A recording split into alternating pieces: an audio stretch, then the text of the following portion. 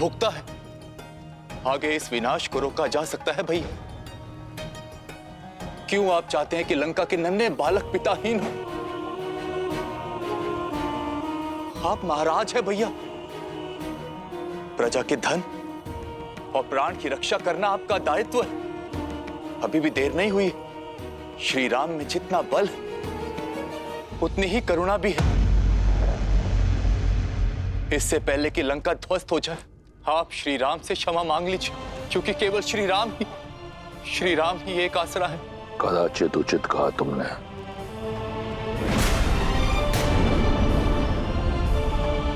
राम के अतिरिक्त अब कोई आसरा नहीं है तुम्हारा।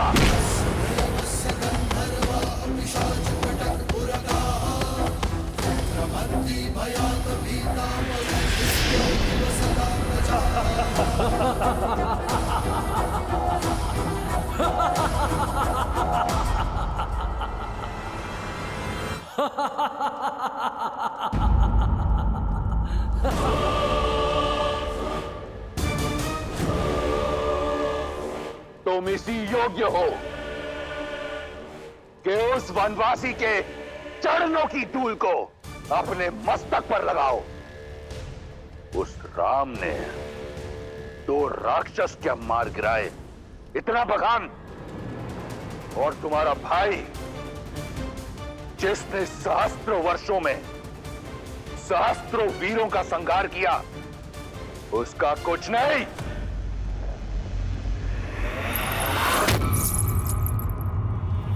याद है मुझे कि तुम ही हो जिसने हनुमान को सीता का पता बताया, और सीता ने हनुमान को हमारे बल के बारे में बताया।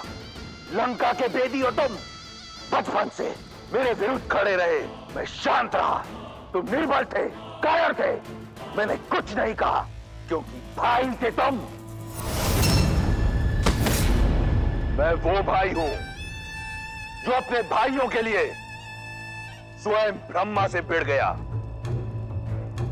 एक पिता की तरह पोषण करने वाले भाई को ये उपहार दिया है तुमने। लंका का अन्न खाकर लंका के विरुद्ध बोलने वाले लंका के भेदी के लिए लंका में कोई स्थान नहीं।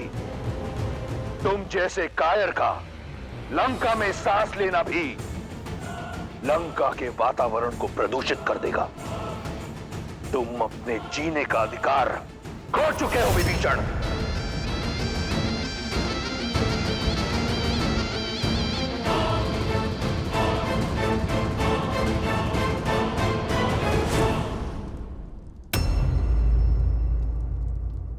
यदि मैंने माता को वचन नहीं दिया होता कि जीवन भर तुम्हारे प्राणों की रक्षा करूंगा, तो यहां इसी क्षण तुम्हारे प्राण हर लेता विभीषण।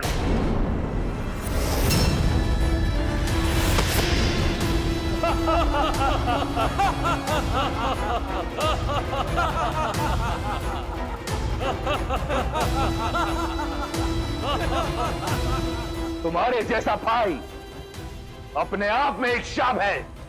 चले जाओ मेरे राज्य से, मेरी लंका से, मेरे जीवन से। आज के पश्चात मुझे भैया मत कहना। जाओ। निष्कासन ही नहीं महाराज, मृत्यु दंड मिलना चाहिए इसे। मुख तो देखो, ग्लानि का भाव तक नहीं है। मुझे लगता है उस राम का गुप्तचर है ये। प्रजा की ढाल बनकर स्वयं का हित साध रहा है। बुद्ध पुराण श्रुति सम्मत बानी, कही विभीषण नीति बखानी।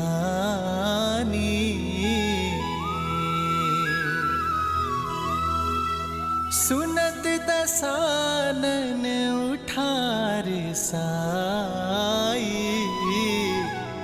खल तो ही निकट मृत्यु अब आई।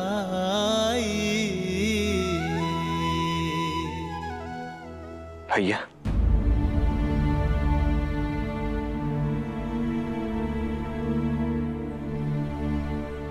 भाभी माँ को स्मरण कर रहे हैं ना आप भैया? भैया अब इतनी पीड़ा क्यों सहन करनी है? पहले तो हमारे पास कारण था, हमें भाभी माँ का स्थान ही ज्ञात नहीं था, परंतु अब तो हमें ज्ञात है कि भाभी माँ है कहाँ। फिर अब और विलंब क्यों भैया? हम वीर हनुमान जी की पीठ पर बैठकर क्यों लंका नहीं जा सकते? उस दुष्ट पापी रावण का अंत करके शीघ्र अति शीघ्र भाभी माँ को मुक्त क्यों नहीं करा सकते भैया? मेरी बात मानिए भैया, उस लंका के विनाश के लिए हम दोनों भाई ही पर्याप्त हैं। अब चलिए भैया। लक्ष्मण, सीता के विरह में बिताया हर एक पल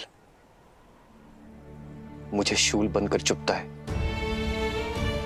मैं भी यही चाहता हूं कि सीता इसी क्षण मेरे सामने आ जाए।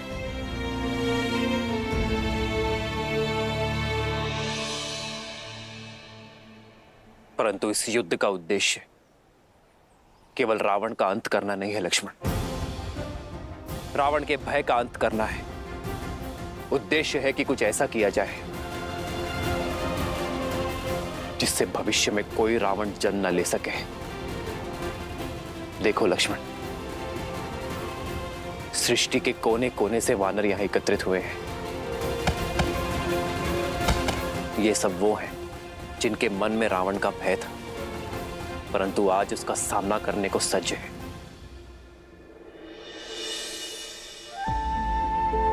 लक्ष्मण, संग में रहकर अधर्म के विरुद्ध बड़ी से बड़ी लड़ाई लड़ी जा सकती है लक्ष्मण। मैं नहीं चाहता कि इस युद्ध के पश्चात ये मुझे भगवान समझे। मैं ये चाहता हूं कि इन सबको प्रेरणा मिले कि प्रत्येक वानर, प्रत्येक नर असंभव को संभव कर सकता है अपने दृढ़ निश्चय से, अपने परिश्रम से, एकता से। ये युद्ध अब केवल व्यक्तिगत नहीं रहा लक्ष्मण। ये युद्ध केवल राम की रावण को ललकार नहीं, बल्कि पाप को रौंदने चली पुण्यता की हुंकार है।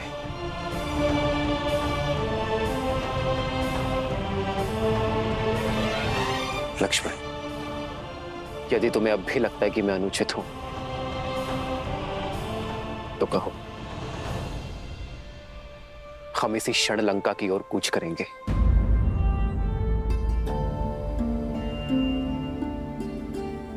सीता आएगी लक्ष्मण, विश्वास और प्रेरणा का साधन बनकर।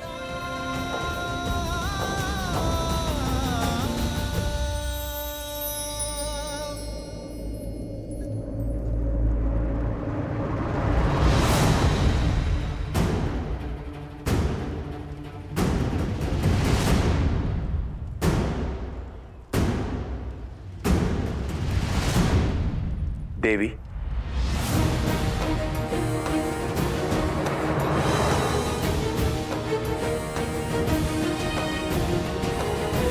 मुझे मार्ग दिखाने के लिए आपके कारण ही लंका से पहली बार कोई शुभ मार्ग पर जा रहा है।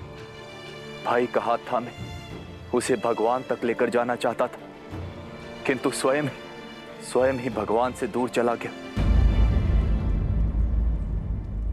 आपके सीख के पश्चात भाई का साथ छोड़ भगवान की ओर जा रहा हूं। अपने प्रभु श्री राम के पास। पता नहीं वो इस राक्षस की भक्ति को अपनाएंगे या नहीं।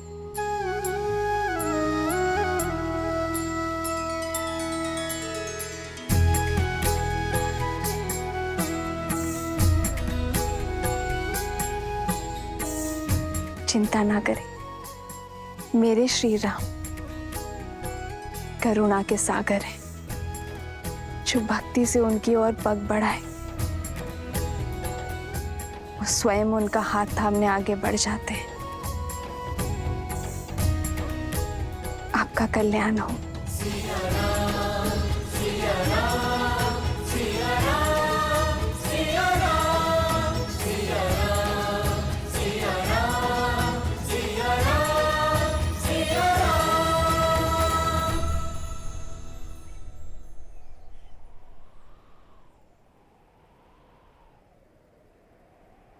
हमें आप पर और श्री राम पर पूर्णतः विश्वास है। हम लंका की जनता के लिए आपके साथ आएंगे। जिस प्रकार यहाँ आपके सहयोगी रहे हैं हम, वहाँ भी आपके सहयोगी होंगे हम। धन्यवाद। आइए, जिस स्थान पर आपको सम्मान ना मिले उस स्थान से चले जाना ही उचित निर्णय होता है। आइए।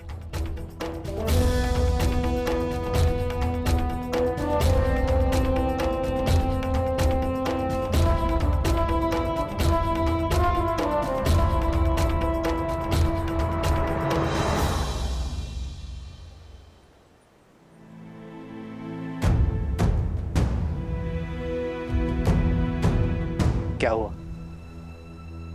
मेरे वानर वीर चिंतित क्यों लग रहे हैं? प्रभु, चिंता की ही बात है। सेना को जल की आवश्यकता है। देखिए कितने कुएं खोदे, लेकिन हर जगह से खारा ही पानी आ रहा है। प्रभु, आपने कहा था कि प्रयास करो तो प्रकृति भी सहायता करती है, पर हमने कितने कुएं खोदने का प्रयास किया। आप देखिए प्रभु।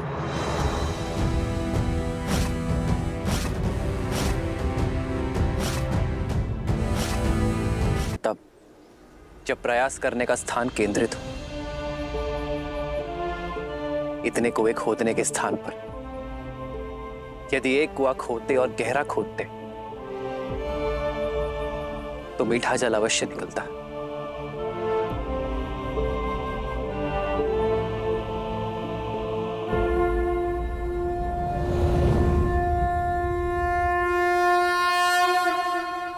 नमामि गंगे।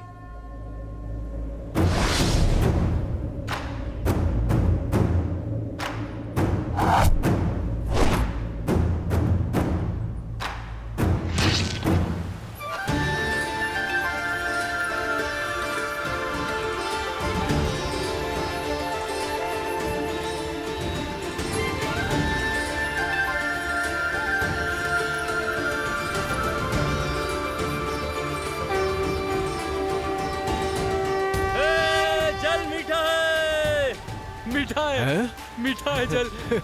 अद्भुत। जहाँ प्रभु श्री राम हो वहाँ हर कार्य सफल होता है।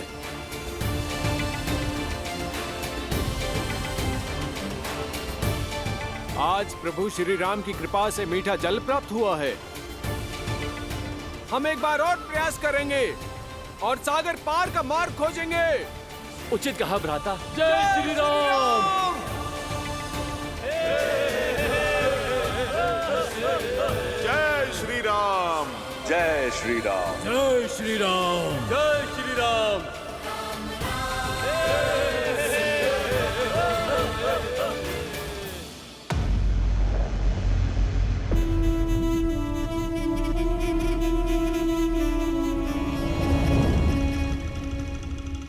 पिताश्री, मुझे आपसे बात करनी है। लंका का युवराज इंद्रजीत चिंतित लग रहा है। क्योंकि इस चिंता का कारण आप हैं पिताश्री। जब आपके अपने बहनोई ने आपके विरुद्ध शीश उठाया था, आपने उन्हें क्षमा नहीं किया। शूर्पणखा बुआ को विधवा बना दिया। पाताल लोक तक जाकर विद्युत जीवा को खोज कर मार गिराया आपने। तो फिर आज एक विद्रोही को लंका से जीवित कैसे जाने दिया? क्यों नहीं दंडित किया विश्वासघाती विभीषण चाचा को? केवल इसलिए क्योंकि वो आपके अनुज है। प्रश्न उचित है तुम्हारा। जिसने अपने द्रोही बहनोई के प्राण हर लिए, उसने अपने भाई विभीषण को क्यों जाने दिया? क्योंकि मैं यही चाहता था। किंतु क्यों पिताश्री? अभी जान जाओगे। शार्दुल, आज्ञा कीजिए महाराज। मेरी छत्र छाया से निकलकर लंका से निष्कासित होने के बाद विभीषण के लिए संसार में कोई स्थान नहीं। एक स्थान के अतिरिक्त मुझे जानना है कि मेरा विश्वासघाती भाई कितना गिर सकता है। जो आज्ञा महाराज।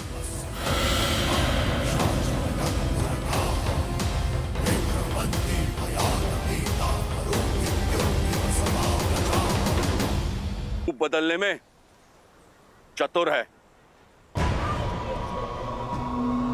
कभी भी किसी का भी रूप लेकर वो तुम्हारे पास आ सकते हैं।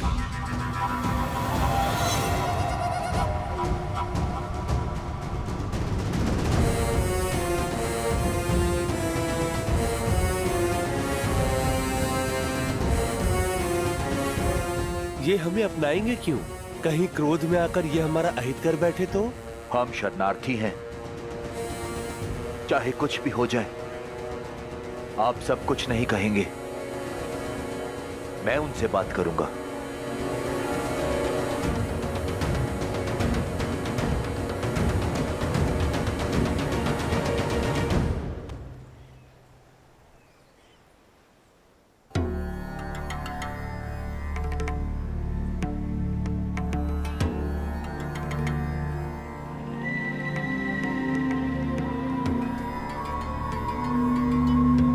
प्रणाम वानर वीरों। कौन है ये? हम लंका के तट पर हैं। अवश्य ही ये दुष्ट राक्षस होगा।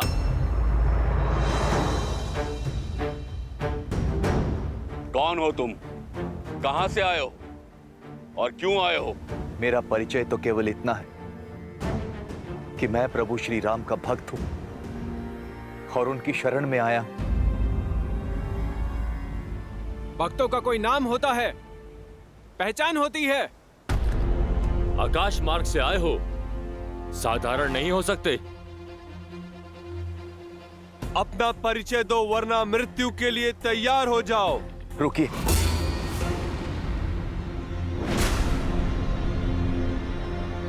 मैं लंकापति रावण का भाई विभीषण हूं।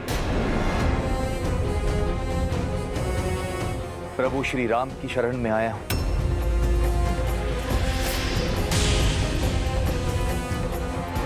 लंका से है, अर्थात गुप्तचर है। हाँ, हमारा भेद जानने आया है ये। मार डालो इस दुष्ट को। मैं गुप्तचर नहीं, आप अनुचित समझ रहे हैं। उचित ही समझ रहे हैं छलिए। जिस रावण ने छल से मेरी भाभी मां का अपहरण किया, उसका भाई कौन सा साधु होगा? बड़ा भाई साधु का भेष धरकर आया और छोटा भाई शरणार्थी। भक्त के भेष को धर लेने से तुम हमें मूर्ख तो नहीं बना पाओगे। तुम उस पार रहो या इस पार, प्रारब्ध तो तुम्हारा मृत्यु ही है। सच बता वरना। रुकिए, यदि मृत्यु मेरा दंड तो मुझे स्वीकार है,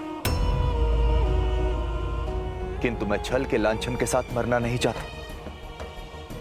आप केवल एक बार मेरा सत्य श्री हनुमान के मुख से सुनिए। हनुमान काका श्री?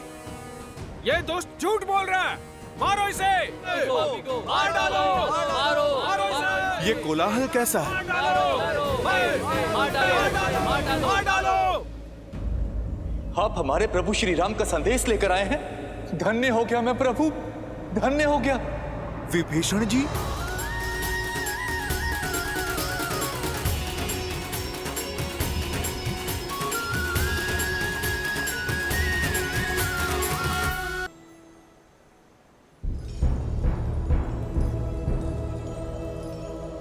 हनुमान जी, आपने मुझसे कहा था कि मेरे प्रभु श्री राम मुझे स्वीकार कर लेंगे। बस इसी आशा से आया हूं। प्रभु श्री राम आ ही रहे हैं। अभी दूध का दूध और पानी का पानी हो जाएगा।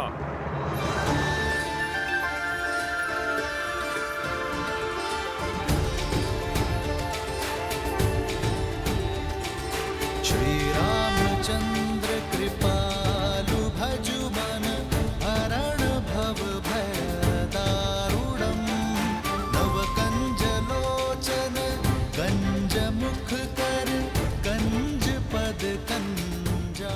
दया का दूसरा नाम है श्री राम। शरण में आय का सहारा है वो।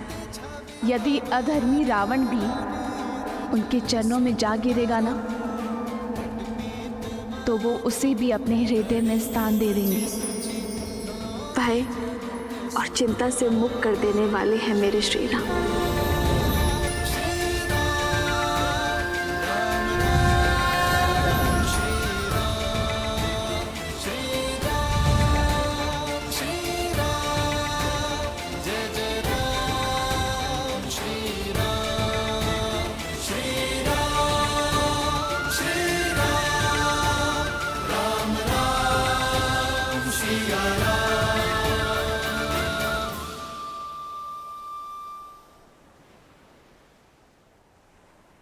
वैसा ही रूप, वैसी ही आभा जैसा माता सीता वर्णन किया करती थी। श्री राम, श्री राम, श्री राम, श्री राम। पावन तेज, निश्चल दृष्टि, सौम्य मुख। प्रभु, आप नर नहीं, साक्षात नारायण, साक्षात नारायण, जिसकी मुझे वर्षों से प्रतीक्षा थी। प्रभु, अपने भाई के पापों को पीछे छोड़ आपकी शरण में आया हूं। प्रभु, मुझे स्वीकार कीजिए। प्रभु, मुझे स्वीकार कीजिए। इसकी बातों में मत आना मित्र, राक्षस है ये। ऐसे विश्वासघाती का क्या मोल जो अपने भाई से छल करके आया है। वानर राज का कथन उचित है भैया। यदि ये भक्त के भेष में कोई गुप्तचर हुआ तो? मेरा भी यही मत है प्रभु। तुम्हारा क्या मत है हनुमान?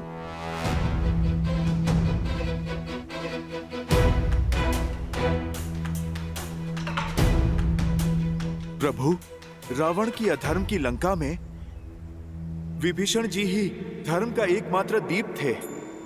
प्रभु, मैं इनकी सहायता से ही माता सीता को खोज पाया।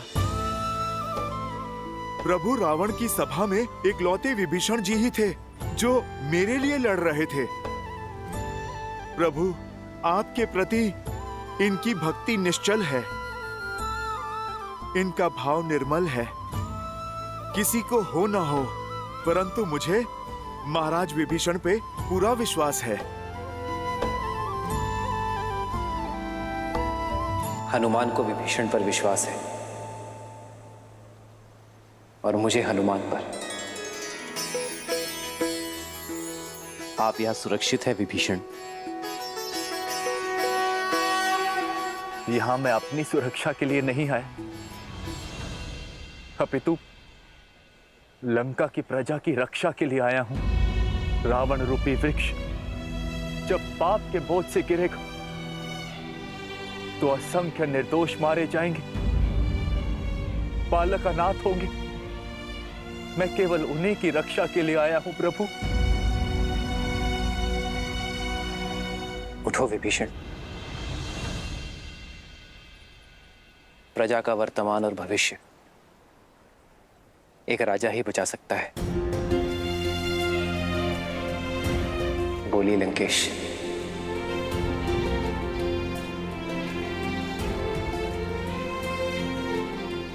लंका के उत्थान के लिए क्या आप हमारी सहायता करेंगे?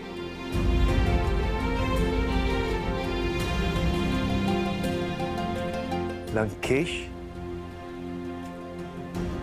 हाँ विभीषण, राजा वही जो झूठे दंभ और अहंकार से ऊपर उठकर प्रजा का ध्यान रख सके, जिसे धर्म का ज्ञान हो, जिसकी दृष्टि से प्रजा का संकट कभी छूटा ना रह सके, जो कभी किसी निर्दोष को दंड ना मिलने दे। विभीषण, तुमने इतना बड़ा संकट उठाकर लंका और लंका के सामान्य जन के लिए रावण का विरोध करने का निर्णय लिया है। यह तुम्हें लंका का भावी राजा बनने के योग्य सिद्ध करता है।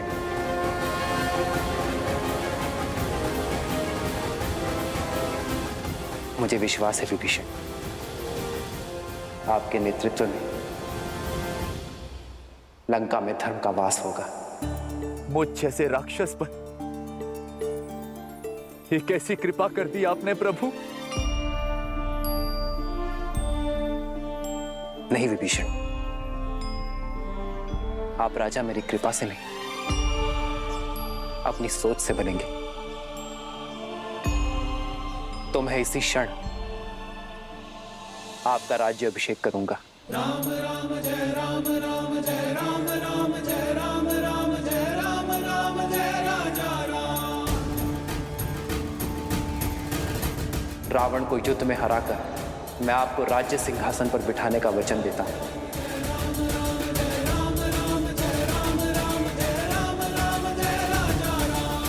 प्रभु, मैं तो यहां आपका दास बनने आया था और आपने तो एक दास को राजा बना दिया प्रभु। ये सामर्थ्य केवल प्रभु श्री राम ही कर सकते, केवल प्रभु श्री राम।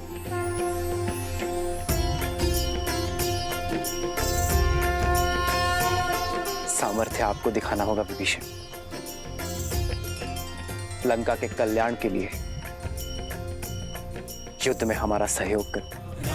सिया राम जय जय राम, राम सिया राम जय जय राम।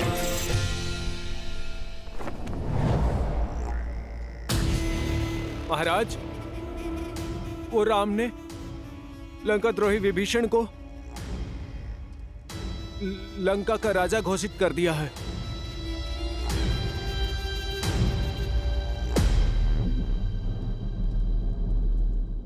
मैं जानता था विभीषण वहीं जाएगा। और क्या कहा उसने? उन्होंने कहा कि राजा वो नहीं जो राज सिंहासन की शोभा बढ़ाए, बल्कि राजा वो है जो प्रजा के हृदय में विराजे और धर्म के पथ पर चले और अपनी प्रजा को सुमार्ग पर ले जाए और उनसे प्रेम करे। और विभीषण ने कहा कि जो दास बनने आया उसे राजा बनाने का सामर्थ्य श्री राम में है।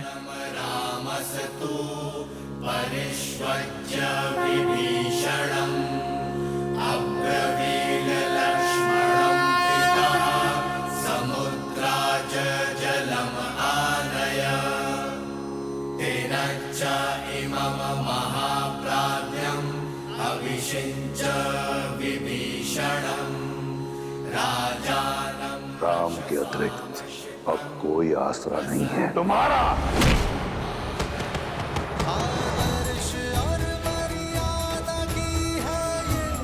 महाराज विभीषण की, महाराज विभीषण की।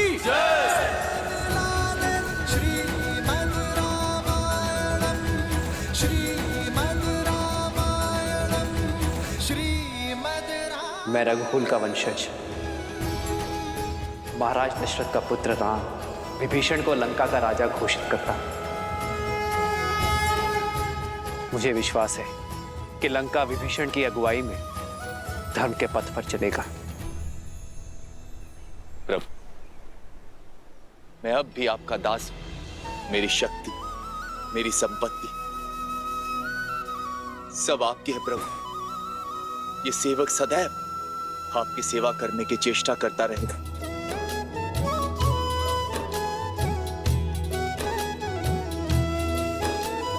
जिन्ह पायन के पादुकन्ही भरतु रहे मन लाई, ते पद आज बिलो की हम। महाराज विभीषण की, महाराज विभीषण की, महाराज विभीषण की, महाराज विभीषण की। उष्ट्राणम विवाहेषु गीतम गायन्ति गदर्भः परस्पर प्रशस्यन्ति। अहो गीतम अहो स्वरम, अहो रूपम अहो ध्वनि। कुछ समझे शार्दुल? अर्थात ऊंटों की शादी में गधे गीत गाते हैं, एक बेसुरा कुरूप की प्रशंसा करता है और कुरूप बेसुरे के स्वर पर ताली बजाता है। क्या अद्भुत प्रसंग है। एक निष्कासित कायर ने एक निर्धन वनवासी के चरणों का दास बनना स्वीकार किया और उस वनवासी ने उस कायर को राजा बनाने का आश्वासन दिया। दो भाग्यहीन एकजुट होकर रावण का सामना करने का स्वप्न देख रहे हैं।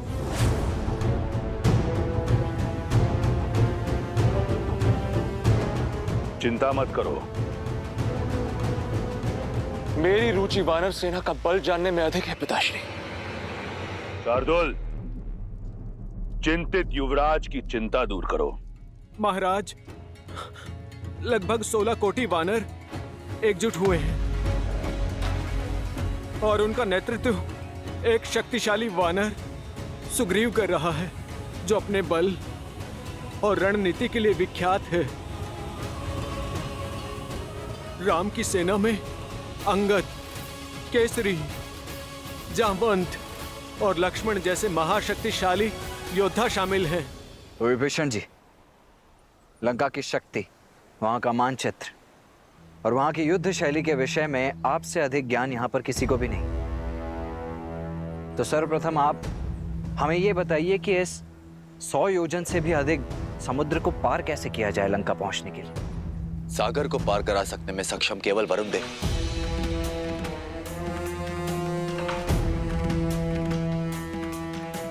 किंतु वो हमारी सहायता नहीं करेंगे। परंतु ऐसा क्यों विभीषण? तो हारने वाले का धर्म है कि वो विजेता की हर बात माने। तुम इस पापी अधर्मी राक्षस की लंका, जो चारों ओर जल से घिरी हुई है, उसकी रक्षा करोगे। वरुण देव लंका को शत्रुओं से बचाने के लिए वचनबद्ध। आज तक कोई भी जल मार्ग से लंका तक नहीं जा पाए। वो रावण के विरुद्ध कभी नहीं जाएंगे।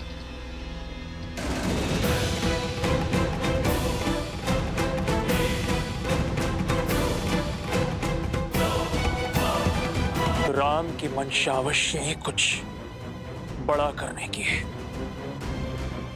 तो क्या इंद्र को परास्त करने वाला इंद्रजीत एक वनवासी से भयभीत हो गया? कौन है राम? मुट्ठी भर वानरों के अतिरिक्त क्या है उसके पास? क्यों चिंतित होते हो?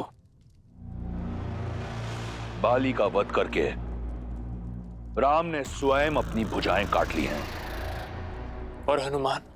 हनुमान ने जो उत्पात लंका में मचाया, वो इसलिए क्योंकि हम सतर्क नहीं थे, अन्यथा उसकी गर्दन चंद्रहास को भेंट चढ़ जाती। और रहे शेष बड़े नाम, सुग्रीव वो कायर है जो बाली से छिपा बैठा था, जामवंत बूढ़ा है और अंगद एक बालक। अकेला हनुमान क्या करेगा? 16 कोटि वानरों को अपनी पीठ पर लाद कर लंका लाएगा। राम समुद्र के तट पर बैठा है, उसे वहीं बैठे रहने दो। थक कर लौट जाएगा। सागर पार नहीं कर पाएगा वो। इसलिए चिंता छोड़ दो मेघनाथ।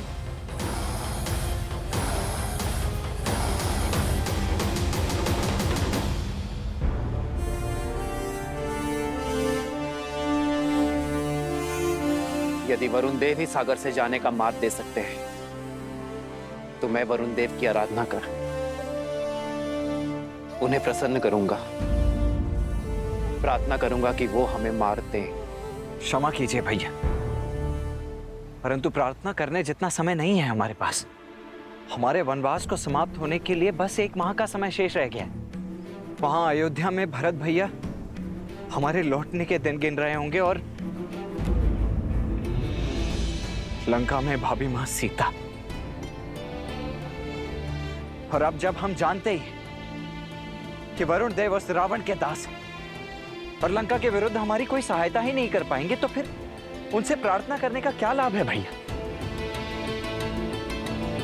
हार करके अपना मार्ग बनाते हैं, और आपके तुनिर में तो इतने महाबलशाली तीर हैं कि यदि आप एक बाण चला दें इस समुद्र पर तो समस्त सागर को सुखा सकते हैं।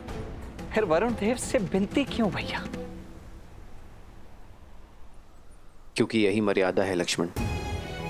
सागर पर अयोध्या का शासन नहीं, वो एक भिन्न लोक है, और प्रवेश से पहले अनुमति ना लेना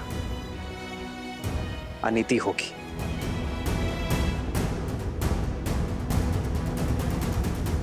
धर्म का मार्ग प्रशस्त करने के लिए मैं अधर्म का पथ नहीं चुन सकता। वो वीरता अधूरी है जिसमें मर्यादा, धैर्य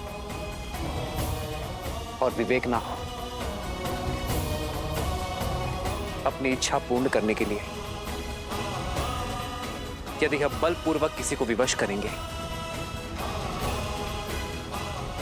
तो हम में और रावण में कोई अंतर नहीं होगा लक्ष्मण। और बल से झुकने वाले शीश विरोध में सबसे प्रथम उठते हैं, और हमें सागर से विरोध नहीं, सहयोग चाहिए। इसलिए हम सागर से प्रार्थना करेंगे। मुझे पूर्ण विश्वास है कि वरुण देव हमारा उद्देश्य समझेंगे और हमारी सहायता करेंगे। परंतु यदि आपकी प्रार्थना के पश्चात भी उन्होंने आपका अनुनय नहीं माना तो? जो हुआ नहीं उसकी कल्पना कर भविष्य नहीं गढ़ा जाता लक्ष्मण। हम अयोध्या की गरिमा का मान रखेंगे और उसके पश्चात कोई निर्णय लेंगे।